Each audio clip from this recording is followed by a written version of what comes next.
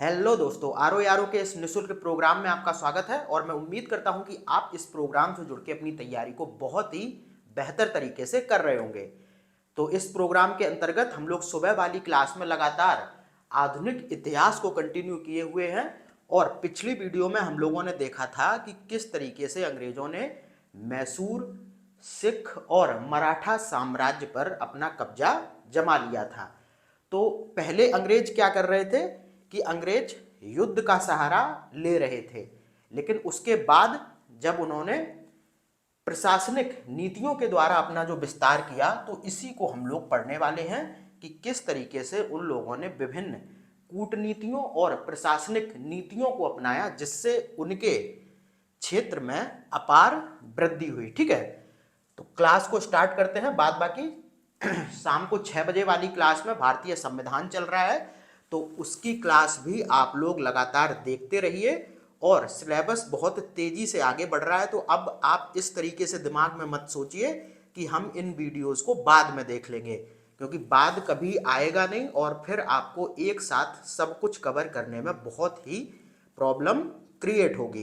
तो अभी लगातार मेरे साथ देखते चलिए और बाद में ये जरूर हो सकता है कि जब आपको चीजें पता हो तो आप तेजी से इन वीडियोस का रिवीजन करने के लिए इनको रिपीट मोड पे देख लें। ठीक है, तो ये जरूर हो सकता है। बाद बाकी ऐसा कुछ मत सोचिए कि मैं इसको बाद में देख लूंगा। तो हम लोग स्टार्ट करते हैं भारत में ब्रिटिश साम्राज्य का प्रशासनिक या फिर कहें कूट नीतियों के द्वारा विस्तार। तो यहाँ पर जैसा कि लिखा हुआ है कि सबसे पहले तो अंग्रेजों ने अपनी सैन्य शक्ति का प्रयोग किया, यानी कि प्लासी के युद्ध लड़े, बक्सर का युद्ध लड़ा, उसके बाद मैसूर के युद्ध हुए। ठीक है, फिर मराठाओं के साथ युद्ध किया, फिर आंग्ल सिख युद्ध हुए।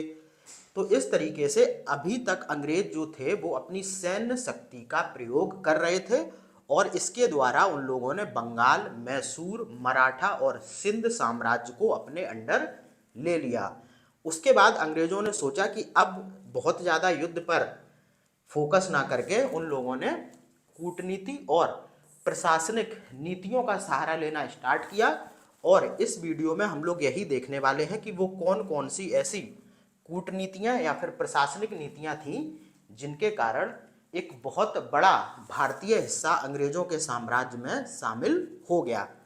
तो उन नीतियों में सबसे पहले थी घेरे की नीति या फिर इसे रिंग फेंस की नीति कहते हैं। घेरा मतलब कोई ऐसे एक घेरा होता है और जो साइड में फेंसिंग करते हैं, वही है ये रिंग फेंस की नीति। अब देखो, इस घेरे की नीति को या फिर रिंग फेंस की नीति को सुरक्षा प्रकोष्ठ की भी नीति कहा जाता है।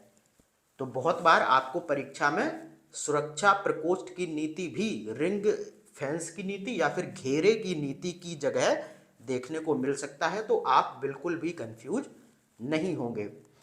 अब देखो, सबसे इंपॉर्टेंट क्या है कि इस घेरे की नीति को किसके द्वारा स्टार्ट किया गया था, तो ये स्टार्ट किया गया था वारेन हेस्टिंग्स के द्वारा। ठीक है, और इसका उद्देश्य क्या था कि बफर जोन बनाकर पड़ोसी राज्यों की सीमाओं की रक्षा करो ताकि कंपनी की सीमाएं स्वतः सुरक्षित रहें। ठीक है, इसको आप थोड़ा सा इस तरीके से समझिए कि जैसे ये कोई अंग्रेजी क्षेत्र है। ठीक है, ये अंग्रेजी राज है, यानी कि जिस पर अंग्रेजों ने कब्जा कर लिया है, और ये उसके आस पड़ोस के राज्य हैं इस तरीके से। तो अंग्रेजों ने क्या किया कि ये जो आस पड़ोस के राज्य थे, इनकी सुरक्षा की जिम्मेदारी अंग्रेजों ने कहा कि हमें दे दो। ठीक है, तो इस नीति में क्या हुआ कि इस नीति के अंतर्गत शामिल राज्यों को अपनी रक्षा हेतु अपने ही खर्च पर अंग्रेजी सेना रखनी होती थी। इसमें अंग्रेजों द्वारा बाहरी आक्रमण के विरुद्ध सैन्य मदद देने का भरोसा किया जाता था। तो जैसे ये अंग्रेजी राज्य है, ये उसके पड़ोसी राज्य हो गए, तो पड़ोसी राज्यों की जो सुरक्षा है वो अंग्रेजों ने अपने हाथों में ले ली इस नीति के तहत। और क्या किया कि जो यहाँ पर सेना रहेगी उसका खर्च भी ये पड़ोसी राज्य ही देंगे, और अगर इन राज्यों पर कोई भी बाहरी आक्रमण होता है तो फिर इन राज्यों की तरफ से अंग्रेजी सेना लड़ेगी। तो इससे क्या होगा कि अगर अपने पड़ोसी राज्यों की सीमाओं को सुरक्षित रखा जाए तो खुद की सीमा अपने आप ही सुरक्षित हो जाएगी। जैसे अगर कोई भी आक्रमण करेगा तो सबसे पहले यहाँ करेगा, ठीक है, तो अंग्रेजी सेना इनसे लड़के इनको बाहर कर देगी, ठीक है। तो ये जो अंग्रेजों का क्षेत्र है वो तो अपने आप ही सुरक्षित रहेगा, ठीक है। तो यही थी घेरे की नीति। और ये जो सारी प्रशासनिक और कूटनीतिक जो गतिविधियां हैं ये सबसे पहले मैं आपको बता चुका हूं कि डुप्ले के द्वारा स्टार्ट की गई थी, जो कि एक फ्रांसीसी गवर्नर था। कौन? डुप्ले। उन्हीं की नीतियों को यहां पर अंग्रेज अब प्रयोग कर रहे हैं, ठीक है। अब देखो आगे जो नीति आती है वो है सहायक संधि। और ये जो सहायक संधि है ये क्या है? ये रिंग फेंस व्यवस्था का ही विस्तार थी, ठीक है। इसमें भी क्या किया जाता था कि पड़ोसी राज्यों के खर्च पर ही अंग्रेजी सेना वहां पर रख दी जाती थी, लेकिन इसमें कुछ और भी व्यवस्थाएं की गई थी, तो उनको भी देखना जरूरी है, ठीक है। बाद बाकी यहां पर लिखा भी हुआ है कि ज्ञात हो कि इस संधि का प्रयोग भारत में सर्वप्रथम फ्रांसीसी गवर्नर डुप्ले ने किया था। जैसा कि मैं आपको पहले भी बता चुका हूं कि अपने पड़ोसी राज्यों या फिर भारतीय राज्यों में फ्रांसीसी सेना को सबसे पहले डुप्ले ने रखा था, और फ्रांसीसी सेना का जो खर्चा था वो भारतीय राज्य देते थे, ठीक है। तो ये बात हो गई। तो वो जो व्यवस्था थी डुप्ले के द्वारा वो एक बहुत ही छोटे स्तर पर थी, लेकिन इसको बड़े और एक व्यवहारिक रूप देने का जो श्रेय है वो किसको जाता है? वो जाता है लॉर्ड बेलेजली को, ठीक है। और यहाँ पर ये जरूर ध्यान रखना कि ये जो सहायक संधि थी इसको लॉर्ड बेलेजली के द्वारा लागू किया गया था, और जो घेरे की नीति थी वो वॉरेन हेस्टिंग्स के द्वारा लागू की गई थी। क्योंकि सबसे ज़्यादा क्वेश्चन यहाँ पर इसी तरीके के पूछे जाते हैं कि रिंग फेंस की नीति किसके द्वारा लागू की गई, या फिर इसी का एक अन्य नाम था सुरक्षा प्रकोष्ठ की नीति किसके द्वारा लागू की गई, या फिर घेरे की नीति किसके द्वारा लागू की गई। तो ये सब किया गया था वॉरेन हेस्टिंग्स के द्वारा। बाद बाकी इसमें क्या था ये आप लोगों को मैंने बता ही दिया। उसके बाद हम लोग बात कर रहे थे सहायक संधि की, तो ये कुछ नहीं थी, ये रिंग फेंस यानी कि घेरे की जो नीति थी उसका ही एक विस्तार थी। इसमें भी सेम चीजें थी, बस इसमें कुछ कुछ नई चीजें हुई थी, वो हम लोग देख लेते हैं। बाद बाकी आपको ध्यान रखना है कि ये सारी नीतियां पहले ही फ्रांसीसी गवर्नर डुप्ले भारत में ऑलरेडी प्रयोग कर चुका है, ठीक है। और ये जो सहायक संधि थी ये ध्यान रखना कि ये किसके द्वारा लागू की गई थी भारत में? लॉर्ड बेलेजली के द्वारा। अब देखो इसमें क्या था, सेना तो रखी गई, पड़ोसी राज्यों के राजाओं के द्वारा अंग्रेजी सेना को रखा गया, और दूसरा था कि जो भारतीय राजाओं के विदेशी संबंध थे उनको भी कंपनी अब तय करने लगी, ठीक है। तो ये इसमें दूसरी चीज हुई। और फिर इसमें क्या करा गया कि जो भारतीय राज्य थे जिन्होंने इस संधि को अपनाया था उनके दरबार में एक अंग्रेज रेजिडेंट रखना भी अनिवार्य कर दिया गया। और क्या किया गया कि कंपनी राज्य की बाहरी शत्रुओं से तो रक्षा करेगी परंतु राज्य के आंतरिक मामलों में दखल नहीं देगी। तो ये सारे प्रावधान थे। क्या क्या प्रावधान थे कि एक तो विदेशी संबंध कौन तय करेगा? अंग्रेज। भारतीय राजाओं को जो इस संधि के तहत आते हैं वो क्या करेंगे? अंग्रेजी रेजिडेंट को अपने यहाँ पर रखेंगे, और जो अंग्रेजी सेना रहेगी वो बाहरी शत्रुओं से तो लड़ेगी लेकिन किसी भी राज्य के आंतरिक मामले में दखल नहीं देगी। तो ये इसके प्रावधान थे, ठीक है। उसके बाद देखो जो सबसे बहुत ही ज्यादा महत्वपूर्ण क्वेश्चन यहां से बनता है वो ये बनता है कि सहायक संधि को किस किस राज्य ने अपनाया था, या फिर किसने सबसे पहले अपनाया था और किस वर्ष अपनाया था। इस संदर्भ में क्वेश्चन पूछे जाते हैं, तो ये बहुत इंपॉर्टेंट है, इसको आप बहुत ध्यान से देखिए। तो जो सहायक संधि थी वो सबसे पहले देखो किसके? हैदराबाद के निजाम के साथ की गई थी 1798 में। उसके बाद मैसूर 1799, फिर तंजौर 1799, और फिर अवध 1801। उसके बाद देखो पेशवा, भोसले, सिंधिया, जोधपुर, इन सभी राज्यों ने सहायक संधि को अपनाया था। बाद बाकी क्वेश्चन ये भी पूछा जाता है कि निम्नलिखित में से किस राज्य ने सहायक संधि को स्वीकार नहीं किया था। तो देखो, जो इंदौर के होलकर थे उन लोगों ने सहायक संधि को स्वीकार नहीं किया था। अब देखो, ये सारी चीजें देख ली। अब इस संधि का प्रभाव क्या हुआ? तो जो भारतीय राज्यों की स्वतंत्रता थी वो समाप्त हो गई, क्योंकि जब एक राज्य की सेना को ही आप अपने अंडर में ले लेंगे, क्योंकि वहां पर क्या था, उनके जो सैनिक थे उनको भी अंग्रेजों ने अपने अंडर में ले लिया और वहां पर अंग्रेजी सेना की तैनाती कर दी, तो सुरक्षा अंग्रेजों के हाथों में आ गई, जो कि एक राज्य की सबसे बड़ी चीज होती है। बाद बाकी जो विदेशी संबंध थे वो भी अब कौन तय करेगा? अंग्रेज करेंगे। तो पूरी तरीके से इनकी जो स्वतंत्रता और जो संप्रभुता थी वो समाप्त हो गई। और भले ही इस संधि में कहीं ऐसा लिखा हो कि ये आंतरिक मामलों में दखल नहीं देंगे, लेकिन अंग्रेज यहाँ के आंतरिक मामलों में भी दखल देना प्रारंभ कर दिए थे।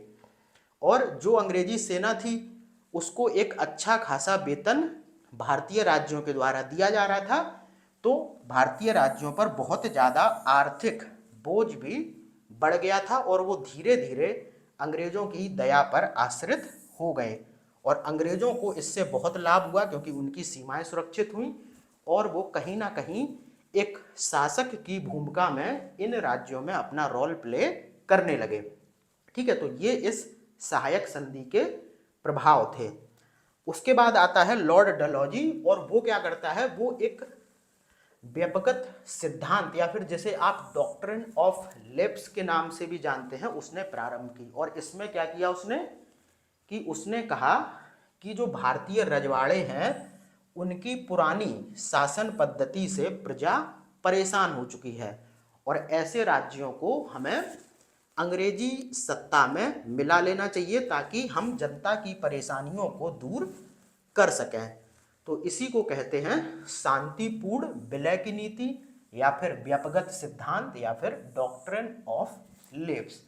बाद बाकी ये नाम ध्यान रखना, लॉर्ड डलहौजी ने इस सिद्धांत को लागू किया था। ठीक है, तो इसके द्वारा क्या किया गया कि जो भी राजा रजवाड़े थे, तो अंग्रेजों ने कहा कि इनकी जो पुरानी शासन पद्धति है इससे जो राज्य की जनता है वो परेशान हो चुकी है और अब हमें जनता की परेशानियों को दूर करने के लिए इन राज्यों को अंग्रेजी शासन में मिला लेना चाहिए ताकि जनता पूरी तरीके से खुश रह सके। ठीक है, और इन लोगों ने एक प्रावधान इस व्यपगत सिद्धांत के अंतर्गत और किया कि अगर गोद लिया हुआ पुत्र है कोई और उसको शासक बनाया जाता है तो उस राज्य को भी इन लोगों ने अवैध करार दिया और उस राज्य को भी क्या किया, अंग्रेजी राज्य में विलय कर लिया। विलय का मतलब होता है अंग्रेजी राज्य में मिला लिया। तो यही था डॉक्ट्राइन ऑफ लैप्स। अब इसमें भी हम लोग देखते हैं कि कौन कौन से राज्य इसके अंतर्गत अंग्रेजी शासन में विलय किए गए थे। ये भी बहुत इंपॉर्टेंट है, तो आप लोग कंफ्यूज मत होना। सहायक संधि वालों को अलग याद रखना और इसको अलग याद रखना। ठीक है, तो देखो जो डॉक्ट्रिन ऑफ लेप्स था उसके अंतर्गत सबसे पहले सतारा को शामिल किया गया 1848 में। जो सबसे पहला है वो बहुत ही इंपॉर्टेंट है, क्योंकि हमेशा से क्वेश्चन बहुत ज़्यादा बार ये बन के आया है कि किसने सर्वप्रथम व्यपगत सिद्धांत के अंतर्गत अंग्रेजी राज्य में उसका विलय हुआ था। ठीक है, या फिर किस राज्य को सर्वप्रथम या फिर किस राज्य ने सर्वप्रथम सहायक संधि को अपनाया था। इस तरीके के क्वेश्चन बहुत ज़्यादा देखने को मिले हैं, तो जो पहला राज्य है उसको बहुत अच्छी तरीके से ध्यान रखना। तो यहाँ पर है सबसे पहले सतारा 1848 में, उसके पश्चात देखो जैतपुर और जो संभलपुर है 1849 में, उसके बाद देखो उदयपुर 1852 में, झांसी 1853 में और नागपुर 1854 में। उसके बाद देखो एक अवध राज्य था, तो वहां पर वो इस व्यपगत सिद्धांत के अंतर्गत शामिल नहीं हो रहा था, तो जेम्स आउटरम की रिपोर्ट के आधार पर इसका भी विलय कर लिया गया। और किस आधार पर, तो इसका विलय किया गया था कुशासन का आरोप कि वहां का जो शासन है वो अच्छी तरीके से नहीं चल रहा है, तो इसे अब अंग्रेजी शासन में विलय कर लीजिए। और कब किया गया ये अवध का विलय, तो 1853 1856 में। तो यहाँ पर 2-3 फैक्ट बहुत ही इंपॉर्टेंट हो जाते हैं। एक तो जेम्स आउटरम का नाम याद रखना, क्योंकि इसकी रिपोर्ट के आधार पर ही कुशासन का आरोप लगाकर 1856 में अवध राज्य का विलय अंग्रेजी शासन में कर लिया। और उसके बाद क्या हुआ, अवध राज्य का जो रेजिडेंट था वो हेनरी लॉरेंस को बना दिया गया। ये क्वेश्चन पूछा जा चुका है कि व्यपगत सिद्धांत के द्वारा विलय के बाद अवध का रेजिडेंट किसे बनाया गया था, तो बनाया गया था हेनरी लॉरेंस को। ठीक है, तो इसी तरीके के क्वेश्चन यहाँ से आते हैं। बाद बाकी बहुत बार यहाँ से क्वेश्चन जो बन सकता है, या तो सीधा सीधा पूछ लेगा डेट यहाँ पर आपसे, या तो युग में आ जाएगा, एक तरफ राज्य होंगे एक तरफ डेट दी गई होगी, और दूसरा यहाँ से पूछा जा सकता है क्या, क्रम पूछ ले। ठीक है, 2-3 आपको उठा के राज्य दे देगा और फिर कह देगा कि इन राज्यों का अंग्रेजी शासन में विलय का जो क्रम है उसको व्यवस्थित कीजिए। तो इस तरीके के क्वेश्चन भी यहाँ से देखने को मिलते हैं। ठीक है, उसके बाद देखो, इन सभी नीतियों ने क्या किया, अंग्रेजी साम्राज्य में अपार विस्तार किया, लेकिन जो भारतीय राज्य अपनी स्वतंत्रता को खो चुके थे, रुपए पैसे से पूरी तरीके से बर्बाद हो चुके थे, तो वो पूरी तरीके से अब अंग्रेजों के विरोध में आ गए। और जो राज्यों की जनता थी उन्होंने भी अंग्रेजों की मंशाओं को भली भांति समझ लिया था कि ये हमारी समस्या को किसी भी तरीके से दूर नहीं करने वाले हैं। तो ये सारी चीज़ें राजा जिनका राज्य चला गया था वो भी देख रहे थे, और जो उन राज्यों की जनता थी वो भी देख रही थी। तो इसके बाद उनमें क्या हुआ, तीव्र रोष यानी कि बहुत ज़्यादा असंतोष उत्पन्न हुआ प्रजा और राजा दोनों में। और उसके बाद आप देखेंगे कि भारत में 1857 की क्रांति जैसी घटनाएं इन्हीं जो अंग्रेजों की नीतियां थी उसका परिणाम थी। तो 1857 की क्रांति को हम लोग अगली वीडियो में पढ़ेंगे। और 1857 की क्रांति थोड़े बाद में हुई थी, लेकिन इससे पहले कुछ जन आंदोलन हुए थे, तो सबसे पहले कल हम लोग उनको देखेंगे। और 1857 की एक फिर बड़ी क्रांति होती है, और फिर इसके बाद भी कुछ जन आंदोलन होते हैं। तो ये जो भी परिणाम आ रहा है वो आ रहा है इन नीतियों का। ठीक है, तो अगर आपको कुछ कॉन्सेप्चुअल क्वेश्चन भी पूछा जाए, जैसे कि पूछा जाता है ना कि 1857 की क्रांति के प्रमुख कारण, तो जो तत्कालिक कारण था वो तो एक अलग मुद्दा है। कोई भी इतनी बड़ी क्रांति किसी तत्कालिक कारण की वजह से तो नहीं होगी, उसके पीछे का कुछ ना कुछ ऐसा सिनेरियो रहा होता है जिससे कि जनता परेशान होती है। ठीक है, तो ये जो जन आंदोलन हम लोग देखेंगे, और 1857 की क्रांति को अगली वीडियो में हम लोग पढ़ेंगे। तो फिर मिलते हैं अगली वीडियो में, तब तक के लिए धन्यवाद।